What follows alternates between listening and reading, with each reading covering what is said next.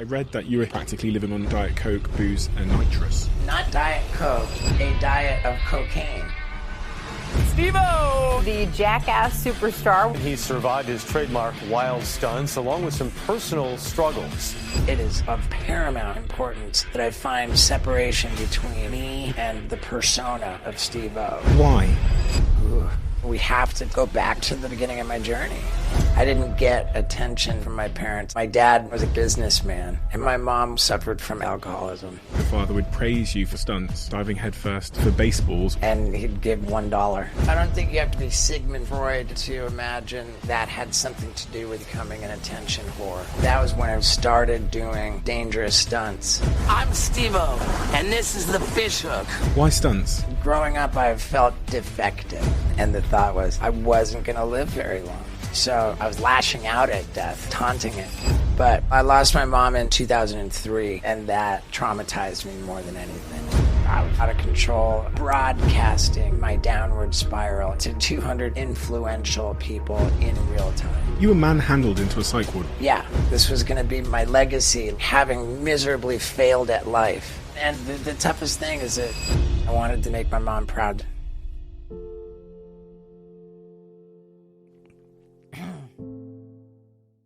Stephen Gilchrist Glover, aka Steve-O. Honesty. Honesty saved Steve-O's life. But the man that sits in front of me today isn't Steve-O. It is Stephen Gilchrist Glover, which is a man you've probably never met before. But once you meet Stephen Gilchrist Glover, you'll undoubtedly understand Steve-O, that guy that we grew up with on our screens doing those crazy Jackass stunts, that behind the scenes struggled with a deep discomfort of being in his own skin, depression, drug addiction, existential panic, an obsession with attention, crippling grief, and most surprisingly and paradoxically of all, a deep, deep fear of death. It absolutely doesn't appear to make sense, but once you listen to this conversation, if you listen closely, you'll understand exactly why that's driving him. This conversation will make you laugh. It will inspire you. It will motivate you. It will challenge you. It will make you feel understood. And it will teach you what it takes and what it means to live a good life, including the role that romantic love has played in Steve-O finally living a good life. And for me, it reaffirms to me once again that in order to live that good life, in order to find that good life, we need to surrender, stop fighting life, and we need to be honest. And once we are, we might just find all of the things that we're looking for. You're going to love this one.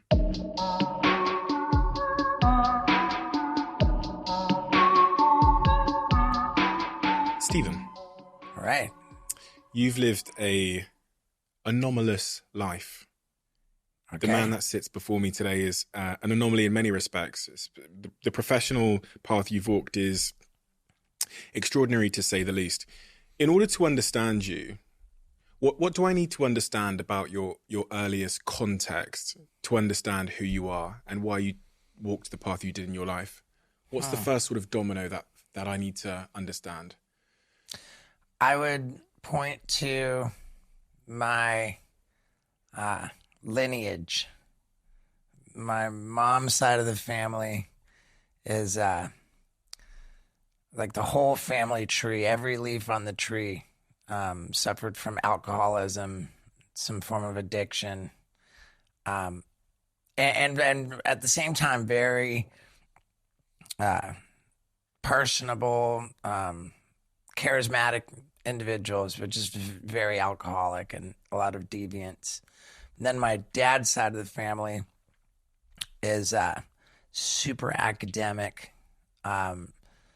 There's a lot of theologians, clergymen.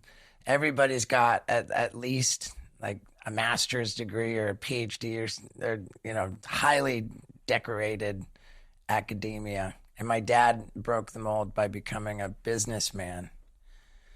So I just kind of think that I am a little bit of a hybrid of both, in that I definitely went towards deviance and suffered from alcoholism, but I had this rocket engine on it from my dad's side of the family. And as I've grown older, I think I'm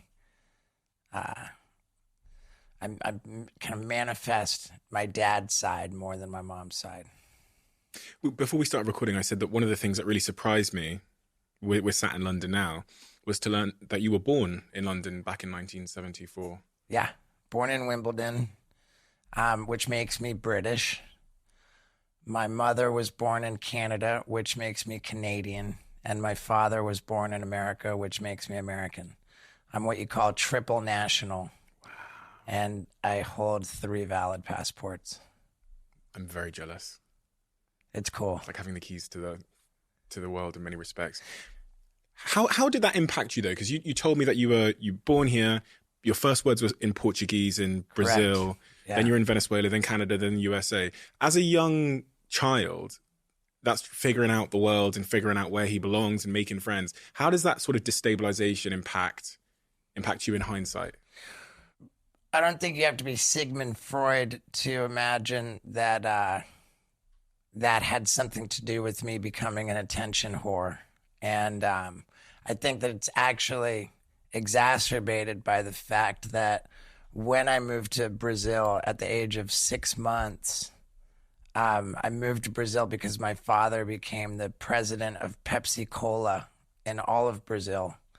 And it was just kind of living it up, you know. I think that's the best way to describe it. And I didn't get much attention from my parents. I was actually raised by live-in maids, which is why I spoke my first words in Portuguese. So I think I was lacking for some attention from my parents, and I think that has something to do, plus the instability. And always being the new kid in school, I never stayed one place for more than a couple of years. So yeah, I point to that for why I became such an attention whore. The context that you were raised in, your mother's at home, your dad's very, very busy, very successful businessman by all accounts. Yeah, not just busy, but traveling. Okay. My dad was consistently gone. I would argue that he was gone more than he was home.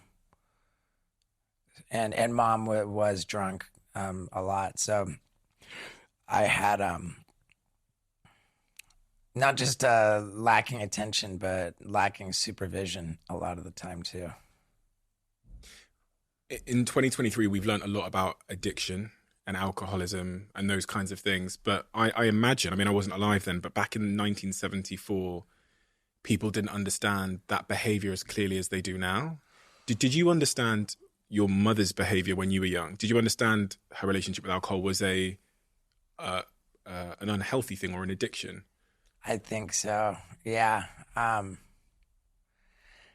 think so because I remember she would have these binges drinking where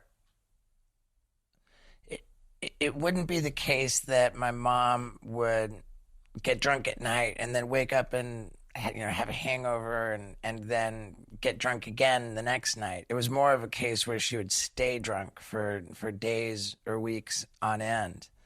You're how old, sorry? Like it got really pretty crazy, I would say, when I was about 8. Certainly when I was 9, it was terrible. And whenever my mom would sober up from one of her binges, she would swear that she was never going to drink again. And invariably she would. And I say this because I think I really, really understood the concept of the disease of alcoholism very well.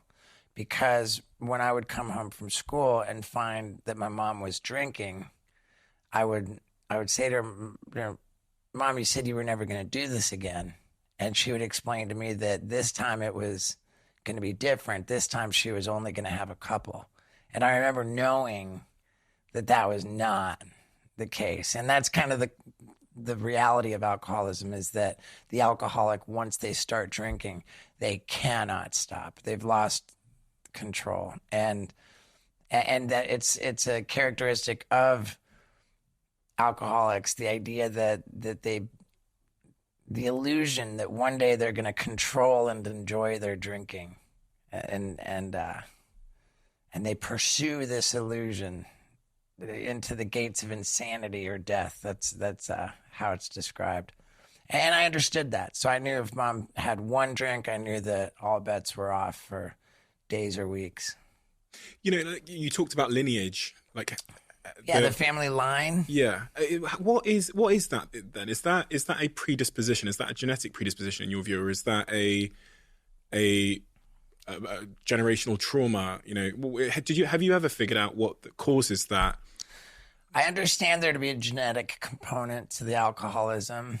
I don't know that it really matters as much, like why one becomes an alcoholic, but certainly, as I said, on my mom's side of the family, it never skipped a generation. I mean, it got everybody.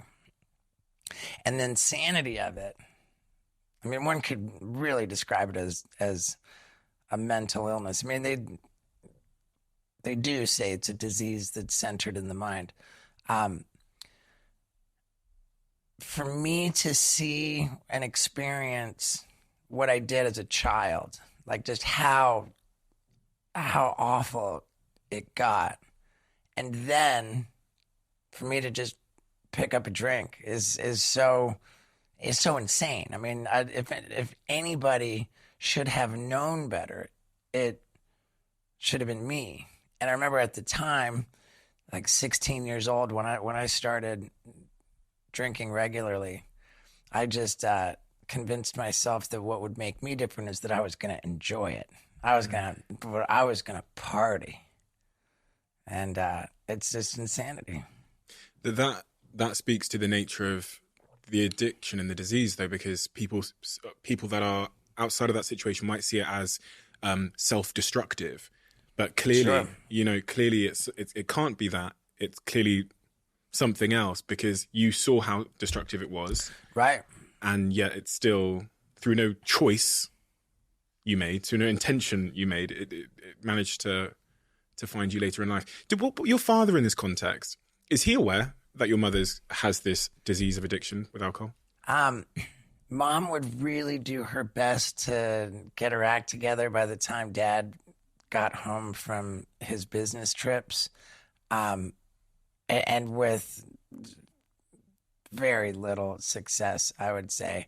When Dad would get back, Mom would describe that she was ill, and Dad would believe it a lot of the time. I think Dad, I mean, yeah, he knew, but the extent of it, and how naive he was to believe that Mom just wasn't feeling well, or Did he? I don't know. I mean, we would describe it as rose-colored glasses. I don't know, and perhaps Dad was just so focused on his stuff that, I mean, I don't even know. It would be crazy to not know, but somehow I believe that my dad was particularly naive or gullible. I'm not sure, but Sometimes I think men have a predisposition to avoid conflict. yeah, and to opt for an easy life. right. I think that's probably fair too. But man, it makes me really sad that that I lost my mom. Yeah, I lost my mom in 2003, November of 2003. And I just, like, I think had we both been in recovery, I don't think anybody from my mom's side of the family ever managed to achieve long-term sobriety. I think I'm the first. And I fantasize about what it would be like for my mom and I to have both gotten it. What our relationship would be like. She would get such a kick out of it. I think that she would have gotten such a kick out of me being successful. And she didn't get to see it, She never saw it. Well, because Jackass had just started to move at that point, hadn't it? Well, the thing was that her last 5 years, she was terribly disabled both physically and mentally, because in 1998 she suffered an aneurysm, which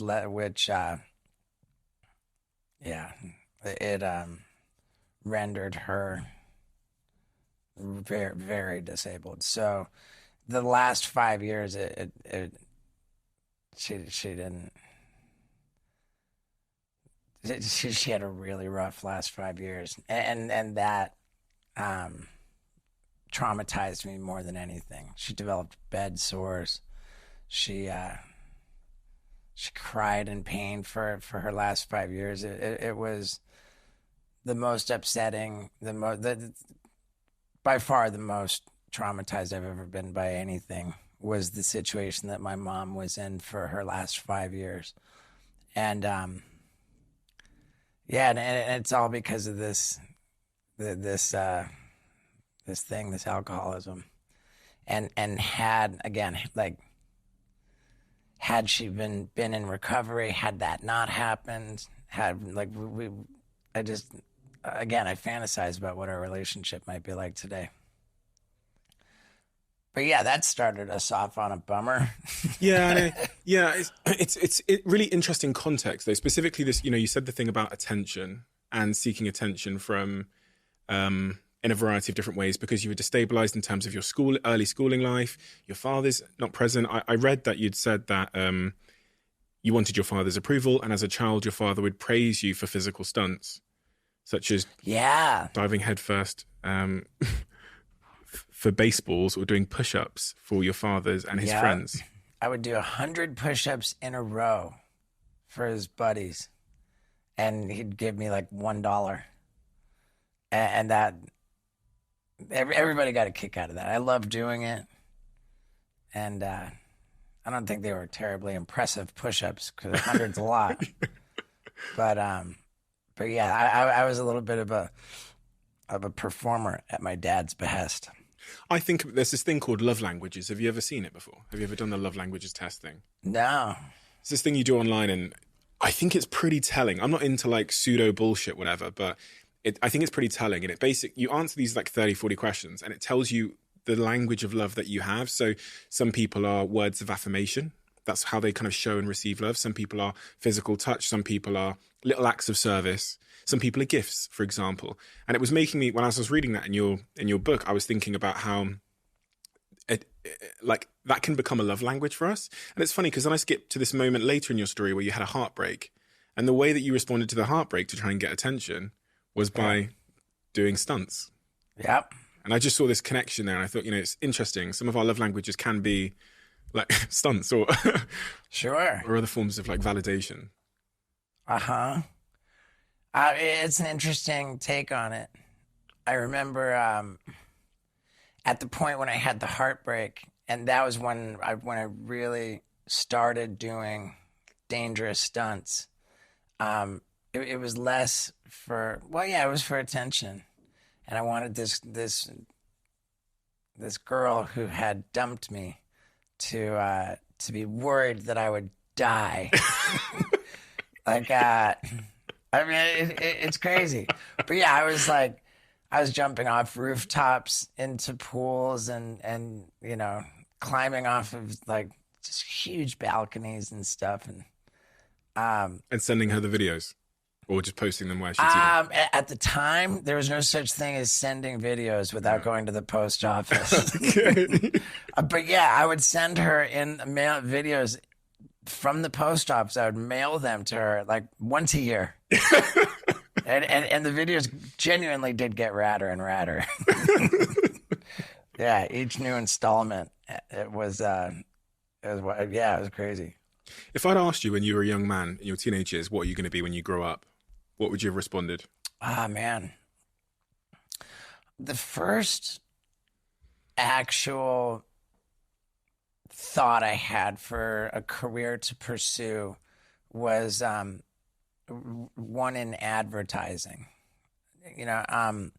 My father had won a video camera in a golf tournament, and I stole it from his closet and began videotaping my skateboarding with my buddies. And I learned how to edit by plugging these video cassette recorders together, and I would hit play on one and record on the other to just record the good bits. And it was crude editing, not sophisticated. But I fell in love with the process, and clearly I wasn't that great at skateboarding. So I just thought there's something about this capturing video and then editing it to, create presentations and ultimately to manipulate the video to create influence. There was just something really magical and powerful about that. And I thought that would be a great career for me. And so I went off to the University of Miami to pursue that, but I just had trouble making it to class. So I graduating from university was not in the cards. And I knew I still loved the video camera and, manipulating images to sway people one way or the other. And I decided that since I wasn't that great at skateboarding, that I would do crazy stunts. And so I literally dropped out of university in 1993 to pursue a career as a crazy famous stuntman. And there was no precedent at the time. Like, everybody who I explained that plan to legitimately felt sorry for me. Like, what a tragic loser I seemed to be. And they weren't wrong. For the first 3 years after I left the University of Miami, I was genuinely homeless. I was more of a couch surfer than a guy living on the streets. But yeah, I had no home, man, and I was not doing well. There's so many things that I want to ask this question because I just really want to hear it in your own words, which is like, and I've trying to maybe piece it together using some connected dots, but why stunts? I have a theory that that the human condition is one of a real catch-22. We've got one instinct, which is to survive, and one guarantee, which is we won't survive. And I view the human experience largely as an exercise to come to terms with our mortality, to wrap our heads around it, to come to peace with it. And I view the different ways that people do that. There's reproduction. We have children. So then I think that eases people's mind about their mortality because they have a legacy living on with their children, that they won't really be dead. Then, of course, people turn to religion because they think everything's going to be great when they go to heaven. And then there's people who leave stuff behind to outlive them. Like cavemen scrawling stick figures on the cave. It seems that they were just, like I described, really upset about their mortality and leaving this art on the cave walls to outlive them. Because I had failed in university the way I did. I mean, I failed every which way that you can. And every attempt that I had ever had to be employed ended in disaster. I was fired from literally every job that I ever had. So not being able to make it through school or keep a job, I felt absolutely just not qualified to navigate the world. I believed that I was going to fail at life, like badly and quickly. And I think that this idea that I believed that I was just going to fail at life and die very young. I think that it heightened my mortality issues, because even though I was young, but like, man, I think I was somehow angry at the idea of death, and my theory is that I was lashing out at death by climbing off of balconies and just dangling from my hands off like 12 stories and then letting go and dropping onto the balcony below. Like, that was totally life-threatening, especially how intoxicated I was while doing that. And like I said, I wanted that girl who dumped me to think I was gonna die. Like, there was this idea of mortality was very woven into all of the art. And so I think that I was upset about mortality and lashing out at it. I was mocking death, taunting it. Why you? Because that is, I understand at a certain level, we all probably have that relationship with our mortality, but you seem to, more than anyone I've ever spoken to, have had a more close and adverse relationship with the concept of mortality, the concept of death. Like, you seem to, the way that I'd word it plainly is like, you seem to have the biggest problem with death than anyone I've met. All right. Why? I think about it. I've always thought about it. Since you were young? I'd say so. Yeah, I would absolutely say that. I seem to recall being quite young. I wouldn't know an age, but quite young, and being in the bathtub. Just for some reason, I was thinking about, it's going to be the year 2000, and like, we weren't really anywhere near the year 2000. But just kind of doing math in my head, trying to calculate how old I would be at the turn of the millennium. And I came to 25. I'll be 25 years old. And the thought was, I'll never live that long. No, I'll never make it that long. And again, I don't know how old I was, but I was definitely a child when I had that thought. And the older I got, the more convinced I was, and that I wasn't going to live very long.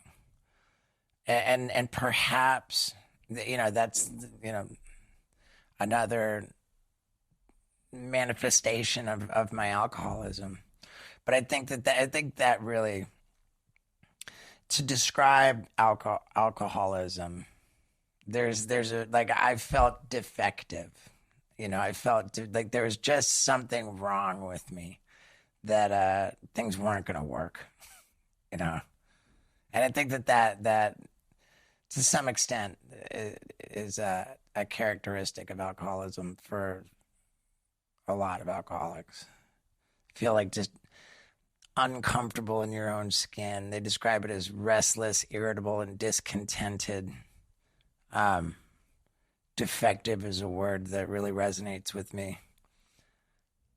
Does that ever subside? Ooh, it's a tough one, because I don't think so. I mean, to an extent, yeah. I'm definitely better with all that now. But at the same time, it doesn't go away. I think that it improves and it fluctuates.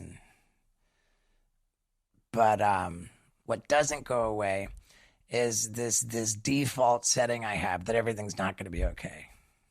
I live in this perpetual state of terrible anxiety and stress, that just things are not going to be okay, and I've got to just hurry up and frantically work and hustle to try to make it so everything will be okay. I'm not surprised to hear that, because it is the story I've heard over and over and over and over and over again sat here. Okay, yeah, okay, You know what I mean? good. Yeah. And it surprises me because before I started doing this podcast and having these conversations, I assumed that, something, have a certain upbringing, childhood, you're programmed in a certain way, you go to therapy and it's fixed. Yeah. And it's actually been, I asked the question purely because I've never heard anyone say anything other than what you've said. Right. So, and I think it's actually helpful because it helps people know that they're not, their efforts to heal in whatever context that they've tried to heal doesn't make them inadequate.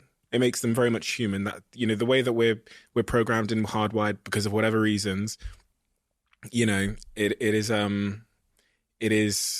is not something that is easy or in many cases possible just to therapy away or to prescription away. And I think that makes people people feel better. And what's crazy too is that I think, and I'm fascinated that you say this is something they've heard many times, and I've never not heard it. Right. And I would also guess that for all of the successful people that you've spoken with, that they would describe having been much more at peace, much more serenity, much more happiness before they were successsul. Yeah. Yeah. And it's so counterintuitive to imagine that that's the case. But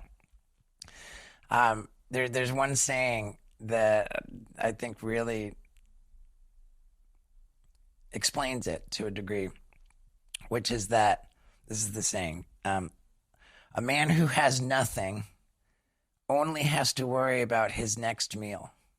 But a man who has everything worries about his last meal. Yes. And that messes me up, man. That messes me up big time, because if you're just focused on the next meal, then you're in the moment.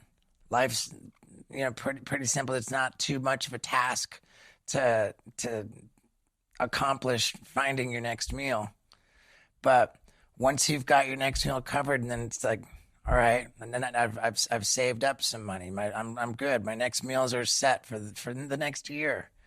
But then now you're thinking, how long am I set for?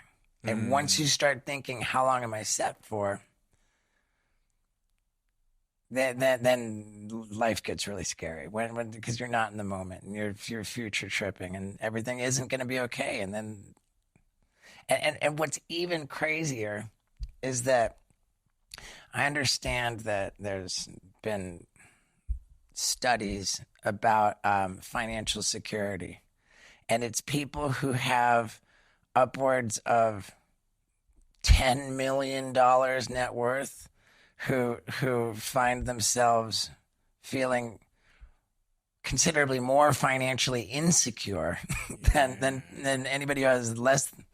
The more money you have, the more financially insecure you feel. The study that I read about this, it says that they interviewed people all the way up the wealth income spectrum, and they asked them the question, how much money, how happy are you out of 10? And then they asked them the second question, which is, how much money would you need to be 10 out of 10 happy? And all the way up the wealth spectrum, people said 3 times currently what they have now. So millionaires said they needed 3 million. People with 10 million said they needed 30 to be a 10 out of 10 happiness. And people with 100K said they needed 300K, which speaks to this sort of like hedonic, endless treadmill and increasing anxiety. Right. And also studies are pretty clear that happiness will increase up to like a baseline. It's like 75K household. Yeah, I think that number is just going up with inflation. I understood it to be like 60,000. Yeah. 60,000 a year, and then you've got all of your needs met, and then after that, more money doesn't really equate to more happiness. And also, to your point about the panic of like losing it, I think that's an issue for people that came from nothing predominantly. So if you've always had this financial security growing up and you were, I don't know, extremely wealthy and you've been wealthy, I think people tend to have less of a fear of losing it all. And they also never seem to have the guilt. I sit here with people and they speak to this success guilt they have. Okay. I hear that a lot. And it's typically people that have felt sleeping on a sofa, that have the kind of Even when they become successful, they feel like they don't deserve it to some degree. And I read that a little bit in your story, in your book. Right. It's interesting because I grew up very privileged. You know, my father didn't grow up with privilege. As I said, he broke the mold becoming a businessman. He became, like, my mom didn't marry a rich guy. Right. My mom married a motivated guy who became quite wealthy. I had privilege guilt when I was a kid. I was like quite ashamed of how wealthy my parents were. And I don't understand why that is, but in whose eyes? I was self-conscious about how my peers viewed me at school. As I grew older, the homes that we lived in, each move to each, represented a bigger house. It became kind of a little bit obnoxious, but by the end, when I was attending high school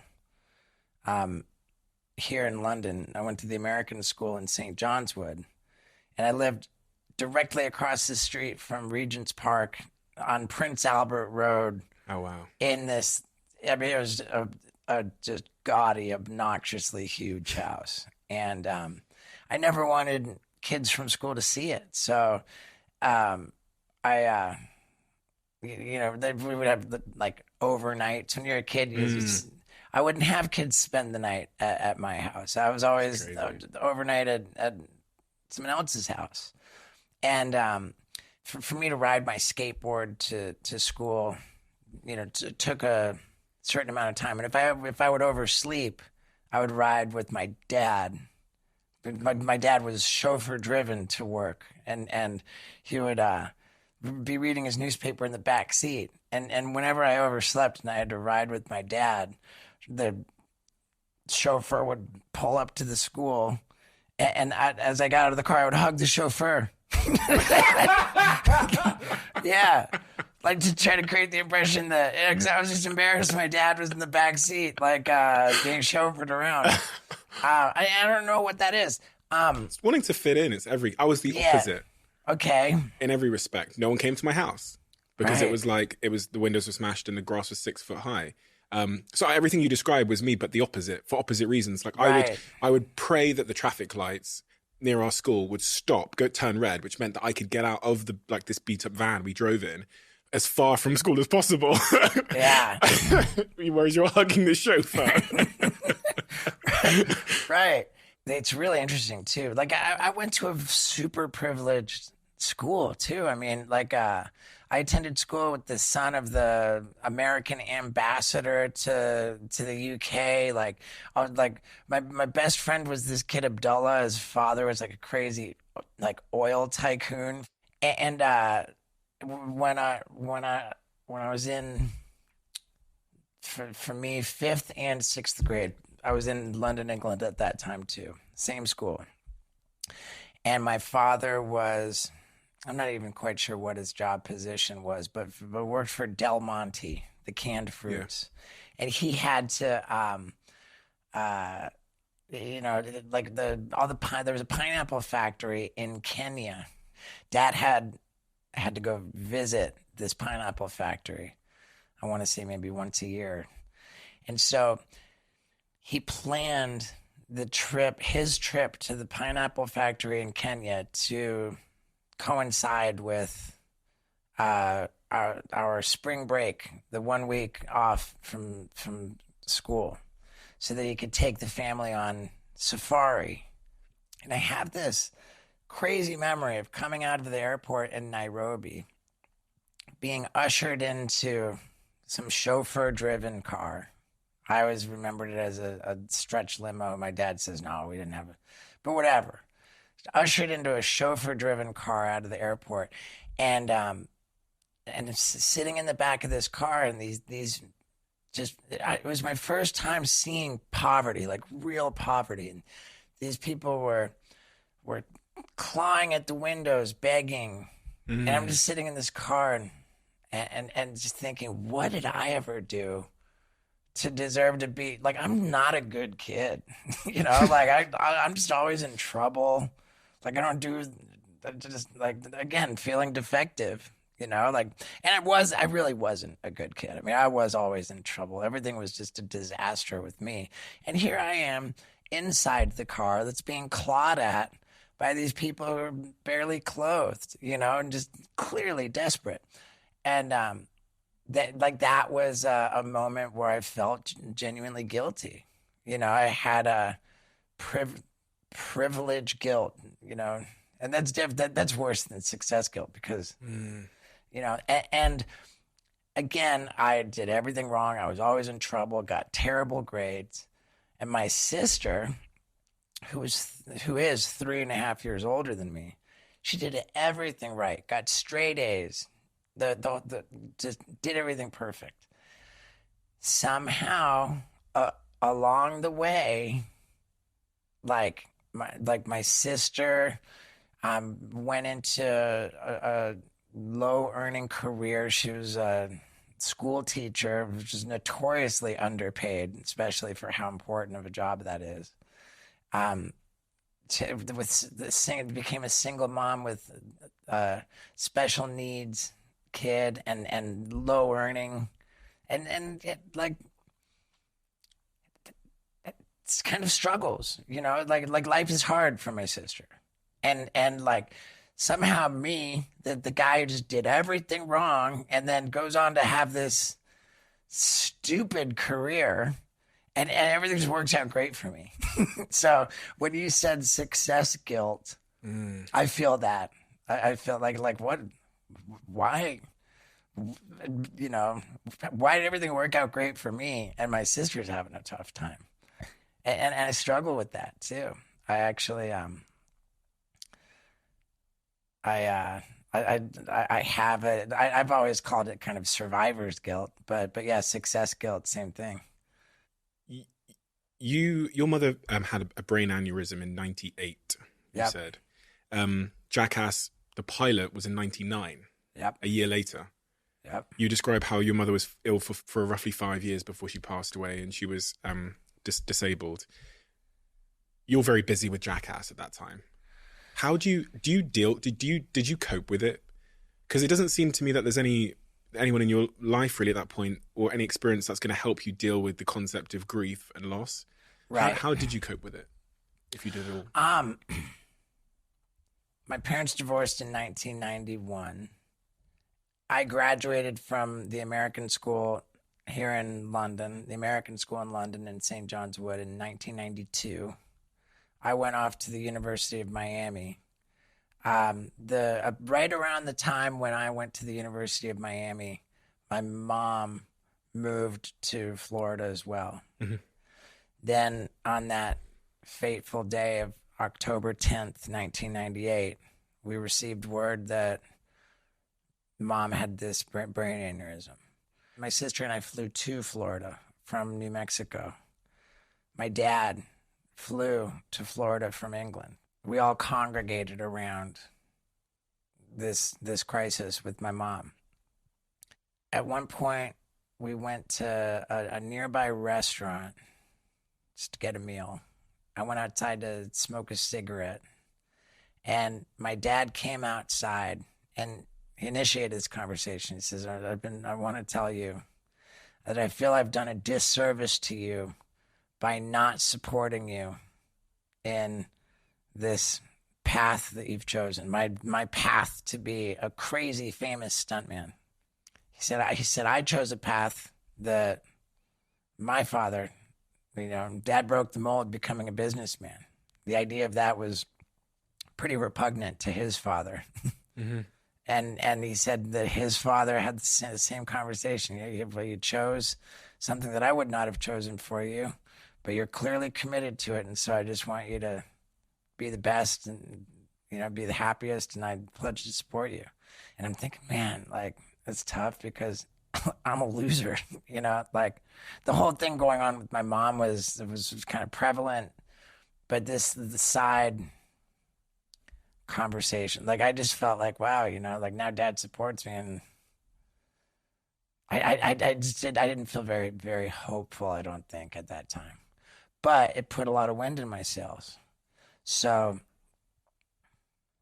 the next year, I saw this advert on television for a show called Real TV, where they're saying if you have home video footage that's crazy and you think that we should have it on our show, then call this number. And I called the number and sent them my videotape, and they wanted it.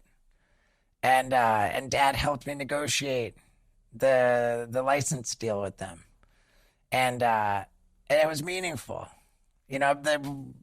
This pursuit of becoming a crazy famous stuntman had made my father and I as far apart as it really, really made us not our relationship suffer. Mm-hmm. And then ultimately it would bring us together. And today, my dad is 80 years old, been retired forever, but he's come out of retirement and he's on my payroll. He manages like all kinds of business stuff for me, all my insurance stuff, and it's crazy. It's insanity that just again what drove us so far apart brought us so close together. And that catalyst moment was your mother's brain aneurysm, really. It was. That conversation might not have happened, and then it was. And now you pointed to when Jackass started. I wouldn't just okay. My sister and I both moved from New Mexico to Florida. To be with your mom. To be with my mom. Yeah. And my sister naturally assumed the role of caregiver for my mom. And I got this opportunity to go be a circus clown on cruise ships. And it just made sense for me to do that. I think that my overall attitude, particularly even going off to work on cruise ships and then with Jackass, I don't think that I had any level of guilt about it. I think that my attitude about pursuing my own career and to be, with Jackass and everything else, my attitude was that rather than let this aneurysm destroy everything, that I've really strongly wanted to get out there and really make something of myself, and that would be the way to honor my mom more and make my mom proud that way. People don't often appreciate how difficult it is for everybody around the individual that's sick. And I've learned that from having this conversation about just how sort of debilitating and difficult it is for everyone around the individual, especially when they're in a situation where they become disabled. And your mother's situation was, she couldn't move, from what I understood. She wasn't necessarily speaking. She was wheelchair bound. She had to be lifted out of bed and into a wheelchair and back. And she could speak? She could speak, but it fluctuated how present she was, how aware she was. One of the more aware moments, I said, "Mom, I'm going to have a book written about my life." And she said, "And who's going to write this masterpiece?" She was making fun of me, and it was funny. The last time that my mom ever laughed was I came home with the words shit and fuck tattooed on my knuckles. And Mom was in the hospital at that point with the do not resuscitate order on her bed. This was the end. It was about a month before she passed. And I walked into her hospital room, and I just didn't, it was just a tough situation. I And I just said, "Hey, Ma, like, check it out." And I held up my knuckles to her, and she looked at it and she said, "Shit, fuck, shit, fuck." And then she said, "My son is a shit fuck." And she laughed, and it's just the most beautiful. I thought it was just the most beautiful thing. Like, she was able to laugh, and yeah, it's tough, man. That whole thing's tough. And the toughest thing is just imagining when I was struggling in the beginning, like prior to her aneurysm. Like, there were times when I'd show her one of my videos. I'd say, "Ma, check it out." She says, "Oh yeah, well, that's great, but like, how is this ever going to like earn you anything?" You know, like, she didn't ever seem to be like terribly concerned for my safety. I was showing her videos of like jumping off of bridges and like, you know, doing stuff that was like really pretty dangerous and appeared to be life threatening, and that never seemed to upset her. What she was upset about was that I didn't have a pot to piss in. And she would say, "You don't have a pot to piss in. Like, how am I supposed to be impressed by this? Where's this ever going to get, you know? How's this ever going to," she would say, "Show me the money." You know, "Show me the money. Like, how is this going to get you the money?"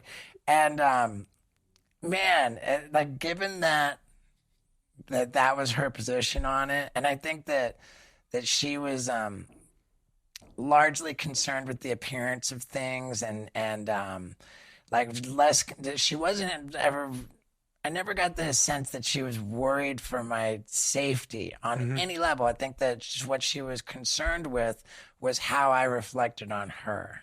Interesting. You know, like, my son's a loser. This is a bummer. You know, she was bummed that I was a loser because that reflected badly on her.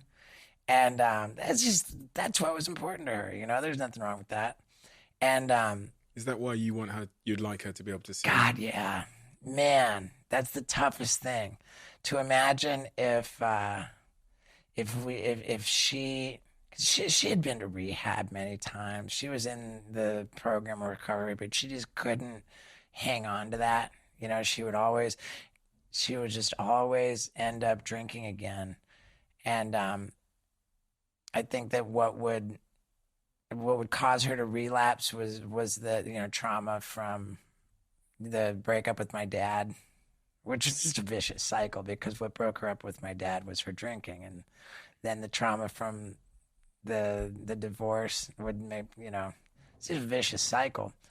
But had she gotten it, had she really, really grabbed onto it and not let go and been in recovery, and both of us, like, she would have just gotten such a kick out of, like, being on the red carpet at a big movie premiere, and she would just be letting me have it, making fun of me for the dumb shit I was doing in the movies. Like, we'd be laughing. So that was one thing. My mom had like a sense of humor. She was cool, man.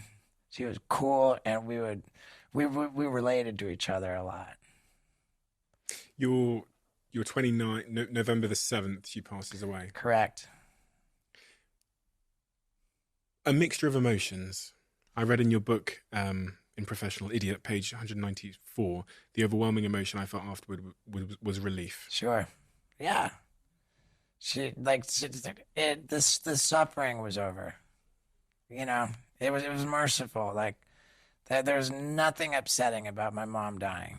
What was upsetting was the pain and the suffering that she had endured for the 5 years leading up to her death. Do you ever process that? We talk a lot about these days about grief, and we understand that grief is a thing, and I don't think we ever did before. Did you ever process that? If I did, it was years later in recovery and digesting the concepts in that book, Conversations with God. That was when I finally that was when I just developed the idea that mom wasn't alone. You know, that mom was she wasn't alone.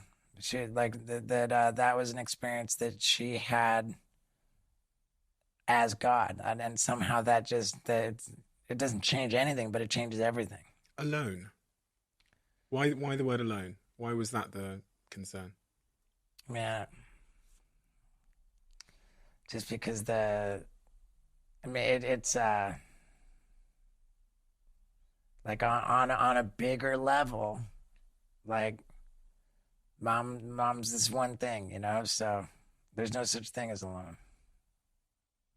At the same time, Jackass starts taking off, right? So that's roughly around that time. Your fame goes through the roof.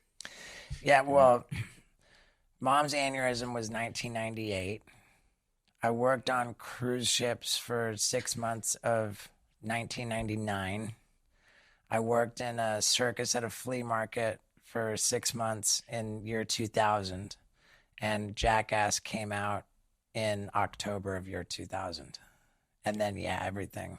The movie comes out 2002. Yeah. You're 28 years old at that time. Your mother passes when you're 29 the next year.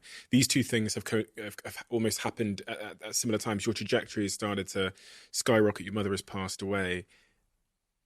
Lots to deal with. Lots going on. Fame is this new thing in your life now, and attention. And as you said earlier, like worrying about the next meal is maybe sometimes a better problem than worrying about the last. This strikes me as a real difficult moment in your life. From Professional Idiot, which I read, it said by mid 2007, I was practically living on Diet Coke, booze, and nitrous.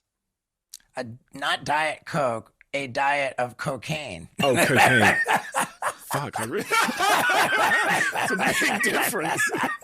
It was a diet of Coke. Big difference. You were hallucinating and hearing voices. Yeah, big time. It's called psychosis, and it's a fascinating thing that there are so many different substances one can ingest that might bring about this phenomena of psychosis, yet there's so much similarity between the experiences people have with it, even though they take so many different avenues to get there.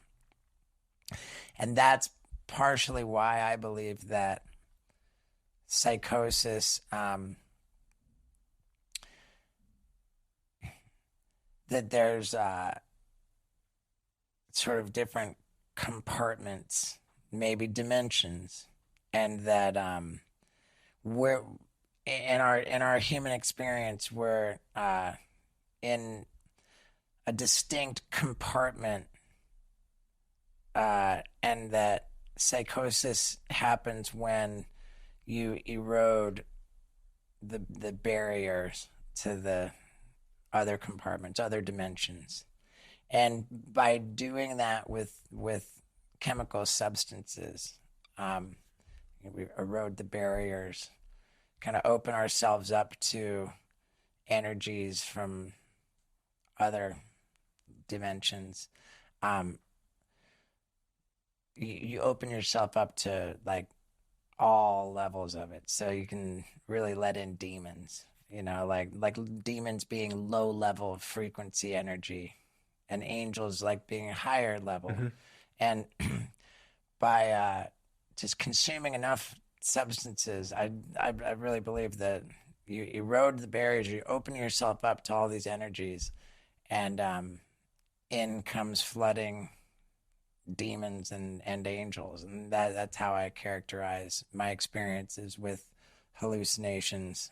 All that stuff is demon activity with some angels mixed in.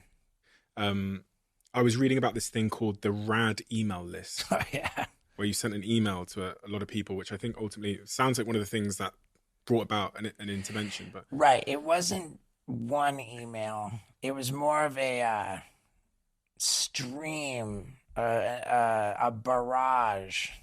I was inundating a list of roughly 200 people, many of them very influential people in the entertainment industry, celebrities and agents and just powerful people, media personalities. And I was just inundating these 200 people with emails at all hours around the clock and effectively broadcasting my downward spiral in real time. And I would send, at times, really funny stuff, at times just deeply alarming stuff. I knew that how out of control I was, but I was rad. I mean, I was out of my mind. I was out of my mind, and I was making that abundantly clear by sending video. YouTube had become a thing. YouTube started in 2005. So 2007, YouTube allowed me to make really disturbing videos and then email the links to 200 people. If I was a fly on the wall in 2007 in your life, what would I have seen on an average day?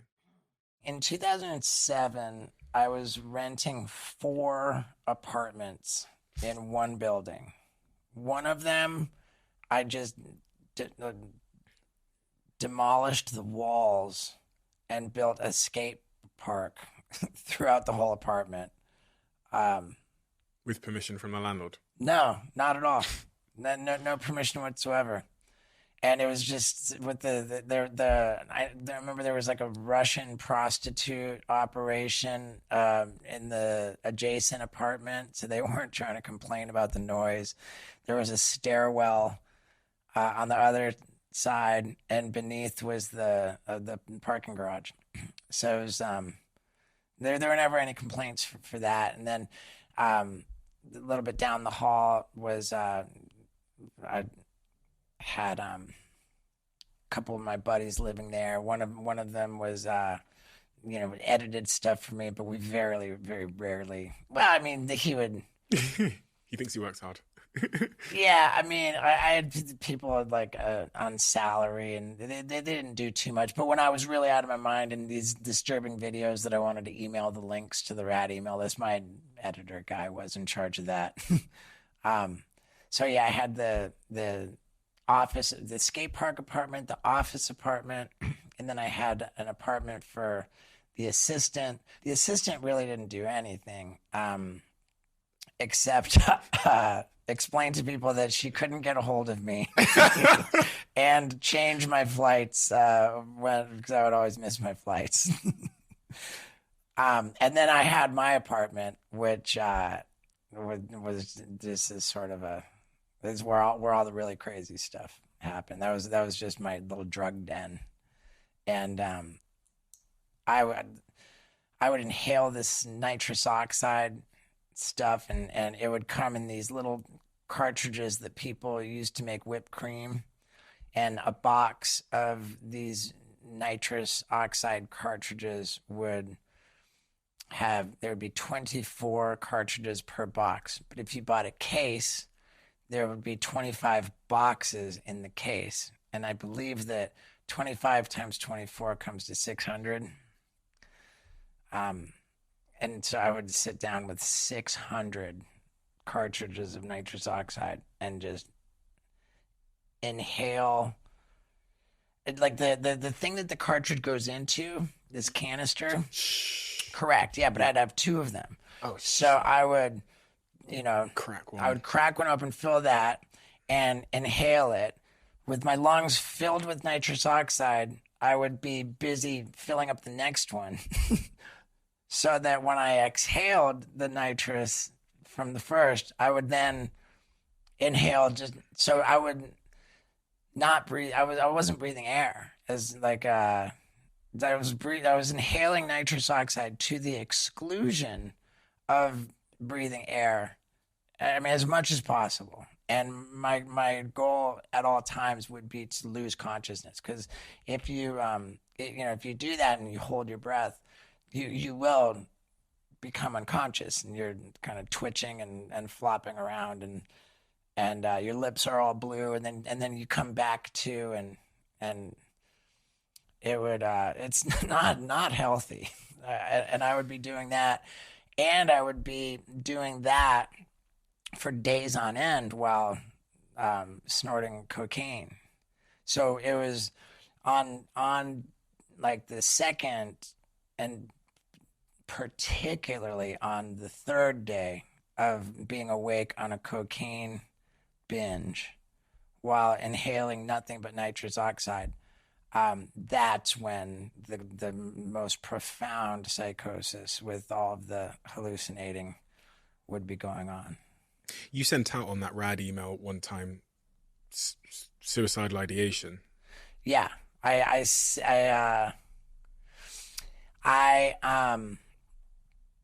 mean, I was going so crazy in this apartment, and very loud and destructive in there, and the next apartment over was a lawyer in his first year of being a lawyer.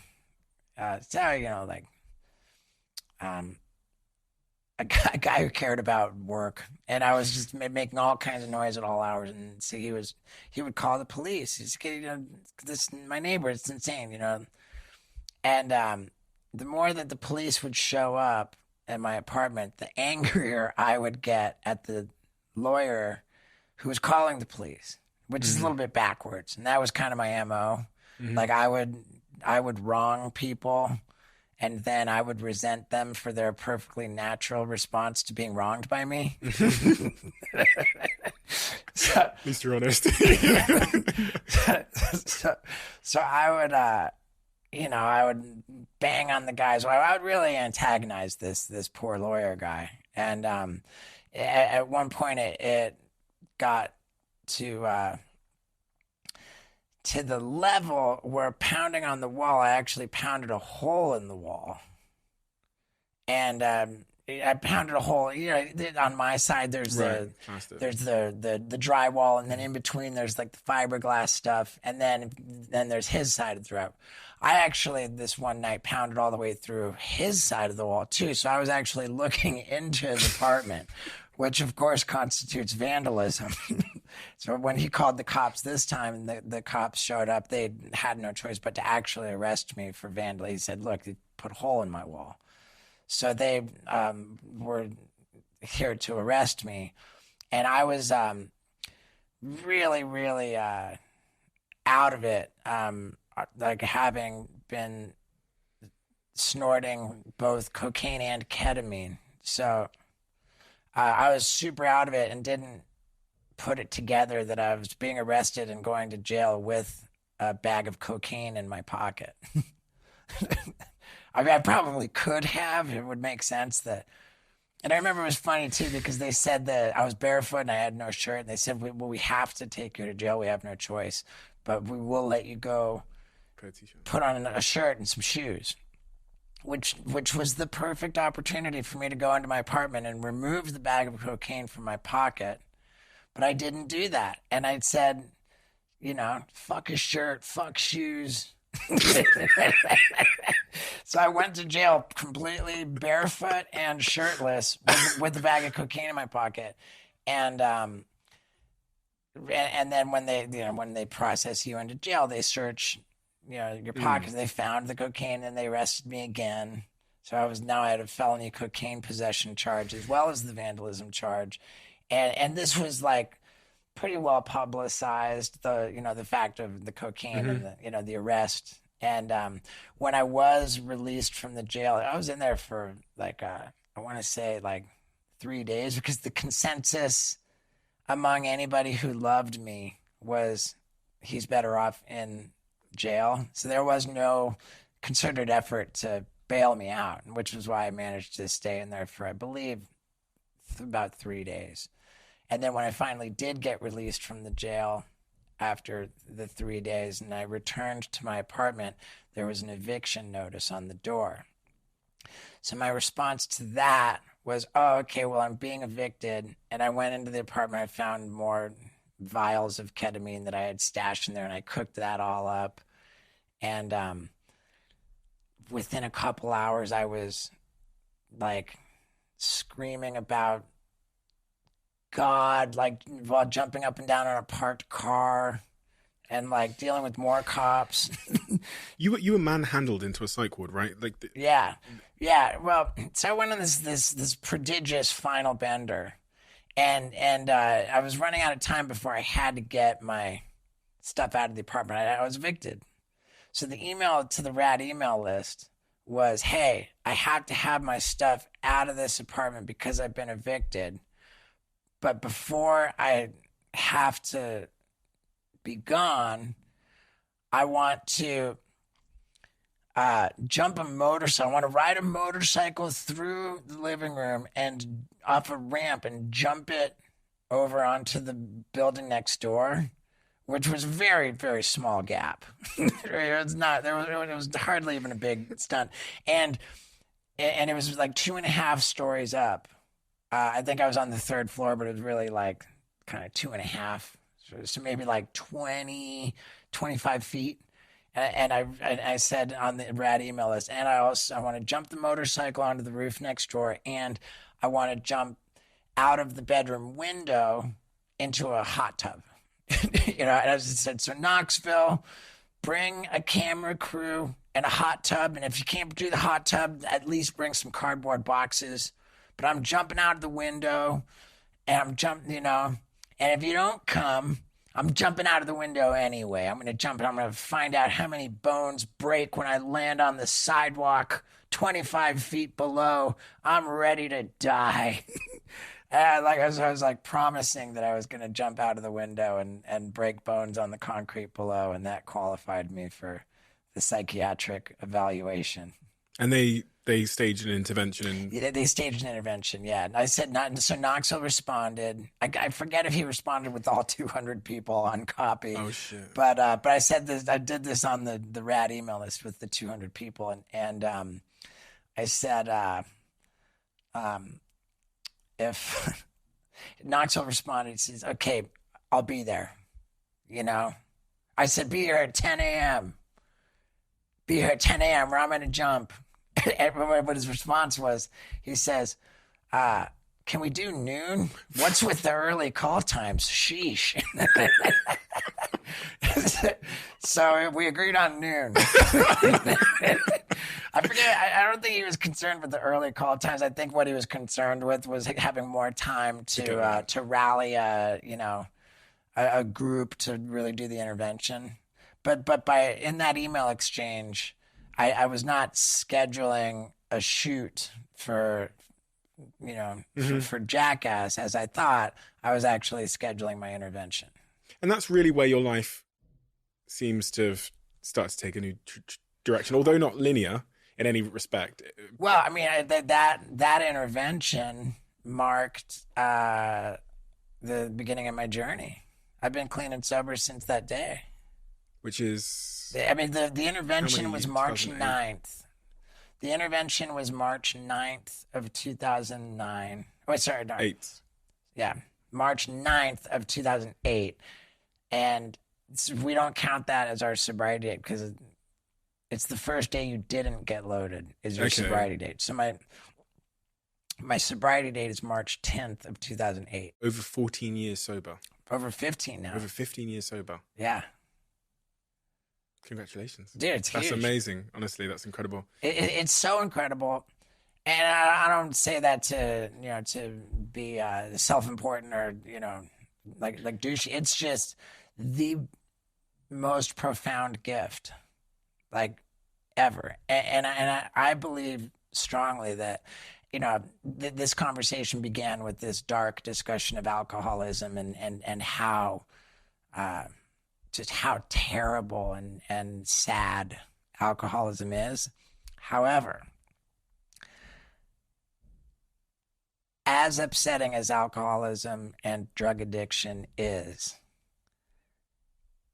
it's the only disease where once you treat it, you become a better version of yourself than you were before. And that's really incredible to me, because any other disease, the best you can hope for is to get back to as healthy as you were before you got sick. But for us sober alcoholics and addicts, like, we genuinely become improved versions of ourselves.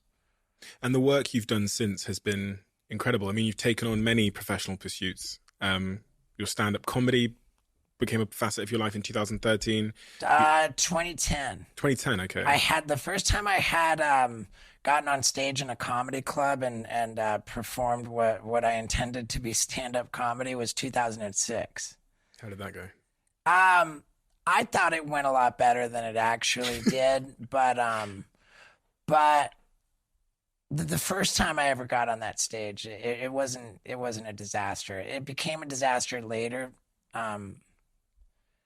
But in 2010, once I'd been clean and sober for just over 2 years, I pursued stand-up comedy in earnest. Why stand-up comedy? I know you've got a big tour coming up in the UK, but why stand-up comedy? I'm trying to understand the through line between the stunts. It's the through line is just attention seeking. You know, the first time I ever got on stage to perform in a comedy club, it was 2006. I believe it was August of 2006, and our second Jackass movie was to be released a couple months later. Showed up at this comedy club. I walked in, had no plan for what I was going to do, and just observing what was happening on the stage with somebody standing there holding a microphone, just speaking to the audience. I thought, there's no stunt that could possibly be crazier than that. You know, like, I'm going to do the craziest stunt that I could possibly do is no stunt at all. I'm going to stand there and speak into a microphone and try to make the people laugh. This was genuinely the most terrifying concept. And I was just wasted enough to decide I'm going to do that. When it became my turn to get on the stage, I had come up with one joke. And as I got on the stage, there were people, they were aware of me. They were excited to see me. I felt like an excitement. They were there to have a good time. They were rooting for me. I mean, of course, like, get on stage, oh, Steve-O, rad. I felt loved. I felt they were rooting for me. They wanted to have a good time. Terrified. I got on stage. I was terrified, but it was electric, dude. And I said, what's up, everybody? I'm in the mood for a blowjob. Does anybody want one?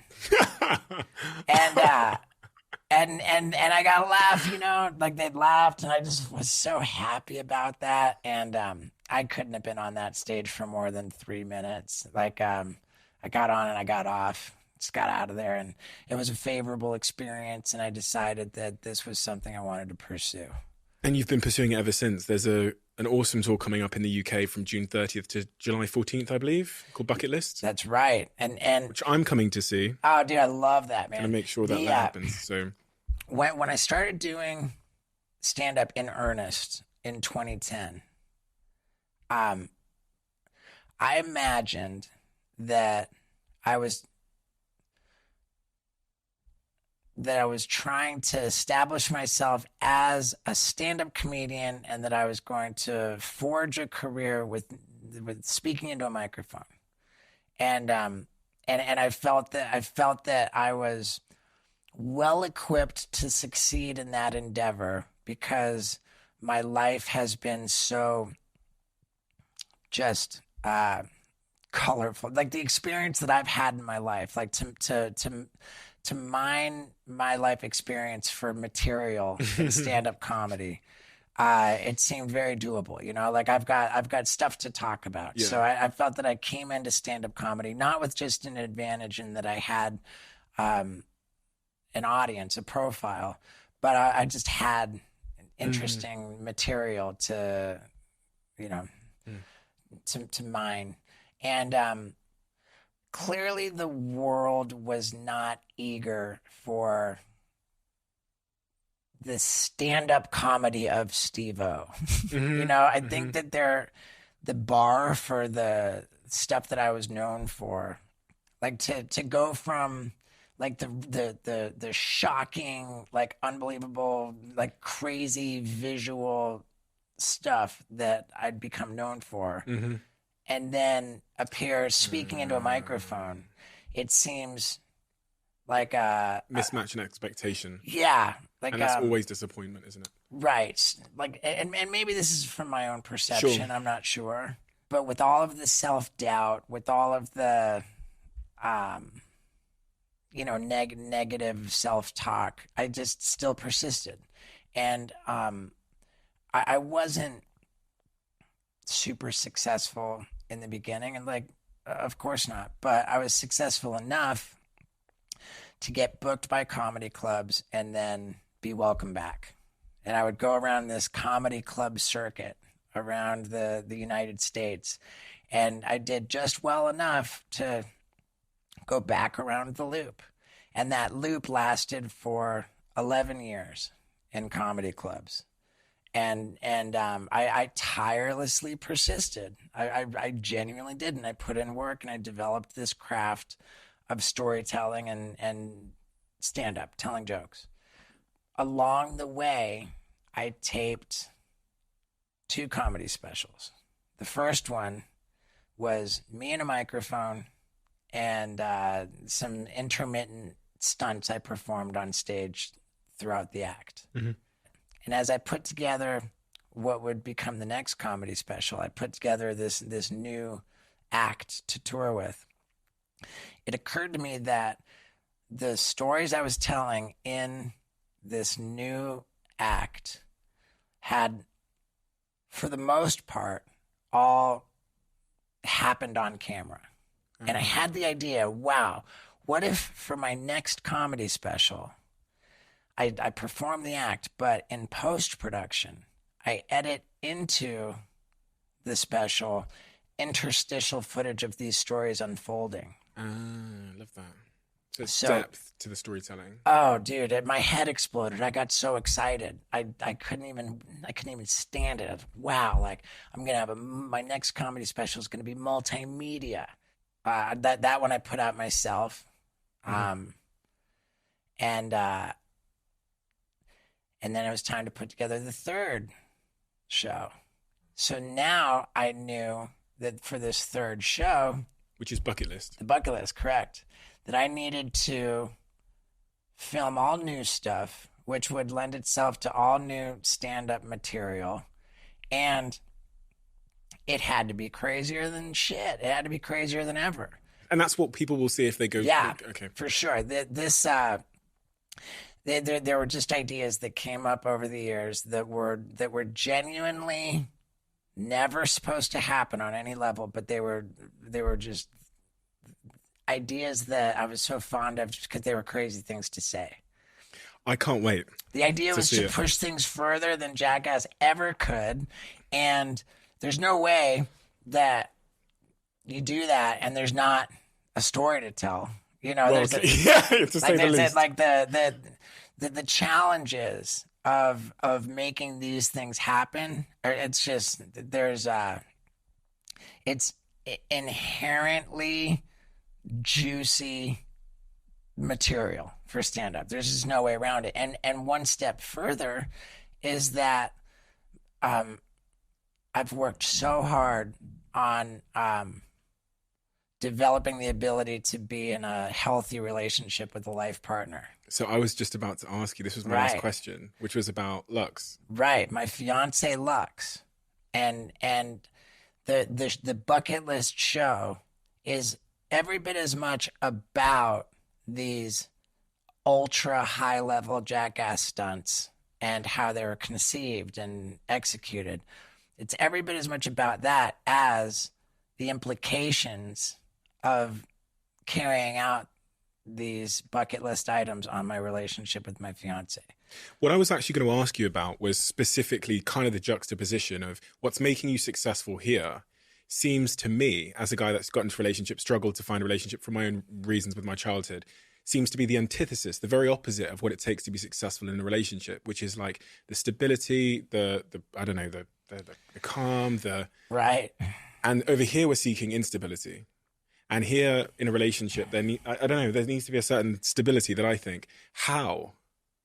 Well, to derive one's self-worth and self-esteem from external validation, the way that we do in show business. Like for me to base my self-worth and self-esteem on how successful I am as Steve-O, it just plainly presents a dark and upsetting future as the spotlight wanes, like and I can't, and this is something that became very clear to me 15 years ago when I got sober, was that for me to be happy and healthy on any level, it is of paramount importance that I find some separation between me and the persona of Steve-O. And with that kind of ruminating in my mind, and when I got into the stand-up, like I was acting out sexually as much as possible on the road while doing stand-up, and at that time I was in my late 30s, approaching 40, and it just occurred to me, man, this is not the road to being happy. And I got to learn, if I want to be happy later in life, I need to learn how to have a healthy relationship. That was a belief that I subscribed to. And I got to work on learning how to be in a healthy relationship. And thank God I did, because I'm terrified of being a washed up, old attention whore that nobody wants to pay attention to anymore. And being alone. That sounds like the most terrifying, like awful thing. And so what does she mean to you, Lux? I mean, you said something earlier that the design for living in the 12 steps, and this is my kind of extrapolating on what you said. You said that the principles of honesty, open-mindedness, and willingness are helpful to all people. And I'll take that a step further, that the design for living outlined in the 12 steps is something that you don't have to be an alcoholic or an addict to benefit from. But what Lux is as a person is somebody who automatically does that stuff. She's automatically honest. She's automatically like open, willing, like she's automatically does the right thing. Where I had to really, really work and train myself to be honest and to do the right thing. And she's just automatically, it's just automatic to her. And Lux's capacity for love is so staggering. Like it's just so natural to her to be loving, and it blows me away. We both, like with animals, we're out of our minds. We love animals so much, and gosh, the way that Lux loves me and the way that she wants me to love her, like just hold, like the way that we like hold each other, the way that like she's taught me to love. She's increased my capacity to love, and that's the biggest deal, man. It's massive. Such a beautiful thing. Steve-O, Steven. Yeah. Thank you easy. so much. We have a closing tradition on this podcast where the last guest leaves a question for the next guest. Okay. And the question that's been left for you is one of the most interesting questions that's ever been left, in fact. They don't know who they're leaving it for. Good. So it's totally sweet. They said, what can Stephen... So you've filled in the blank. No. They literally wrote, what can Stephen? And they're talking about me. Ah, okay. Funnily enough, they spelt it with your name, with a PH. They said, what can Stephen, this beautiful man, improve about himself? So that's my quote. What can I improve about myself? No, they're asking you to tell me what I can improve about myself. Ah, okay. Because they didn't know you were called Stephen. So they said, what can Stephen, this beautiful man, improve about himself? Honesty. You didn't speak about yourself very much, but one thing that you did say, you seemed to point to the deficiency in your relationship with your girlfriend being that you're so consumed with work, and that you said something about she wants quality time. You can't compensate for your all of your energy and time going into your career, and that you want to compensate with material things, but that she's no interest in material things. She wants quality time. And I think that that you and I both have this this drive, this hustle, this urge to succeed, and I think that that both of us would do well to find our success in our relationships. Every study about longevity and health and happiness 100% points to relationships as the source of true happiness and true health comes from the quality of our relationships, not the numbers in our bank account, but the quality in our relationships. So I think that my answer for you is the same for me. Is just that that we should put the emphasis on our quality time in our relationships that we do on our hustle. And it's the reason why I don't is because I think of some of the stuff that I said earlier about like where I came from and being a poor family and all that. So like my survival innately in me, or my validation, comes from my work. So I'm like being pulled by this like insecurity and the shame from my childhood over here, like become everything that you weren't. And, and then on the other hand, my sense goes, well, Steve, the happiest times in your life, all the studies, I've sat here with the guy that did that 95-year-old study on men and found that they live, I think it's like 14 years longer if they have a meaningful relationship. I know logically, but then emotionally, and the scar tissue in me goes, no, you need to validate yourself, right?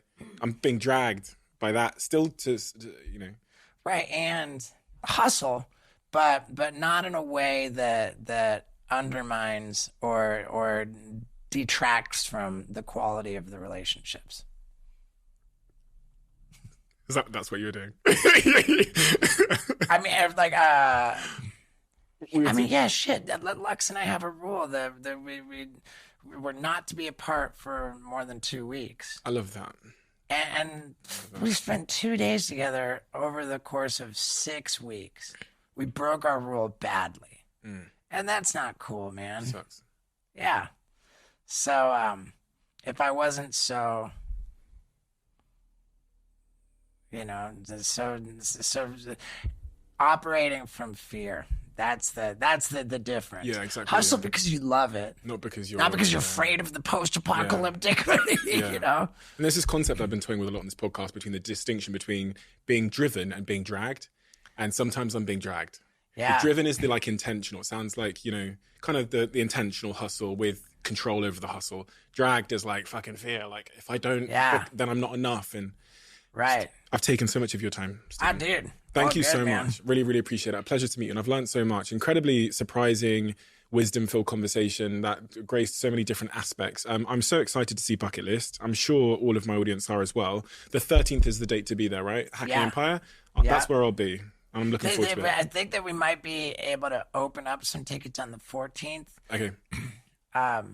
But I don't know, and I don't know how many. I just know that as I sit here now, the show on the 13th just went live. Okay. So that's a whole show that I got to fill. So link is in the description below to get tickets, in the YouTube description, and on the audio apps. It's in the description below, and I hope to see you guys there. Thank you so much, Stephen. Dude, thank you, Appreciate bro. it.